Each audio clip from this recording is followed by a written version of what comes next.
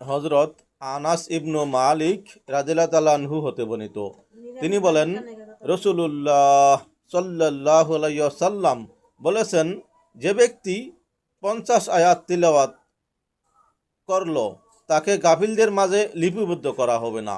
যে ব্যক্তি 100 আয়াত তিলাওয়াত করল তাকে পূর্ণ রাতের কিয়াম দান করা হবে। যে ব্যক্তি 200 আয়াত তিলাওয়াত করল তার সাথে কোরআন থাকা অবস্থায় সে কোরআনের হক আদায় করল। যে ব্যক্তি 500 থেকে 1000 আয়াত পর্যন্ত তিলাওয়াত করবে তার প্রতিদান ওই ব্যক্তির ন্যায় হবে যে সকাল করার আগে 1 কিন্তার সদকা দান করল। হাদিস ইবনু সুন্নি ফি আমালিল ইউমি ওয়াইলাইলাহ। হাদিস নং 700। আসুন আমরা কোরআন তেলাওয়াত করি, আল্লাহ তাআলার রহমতে ভরপুর থাকি।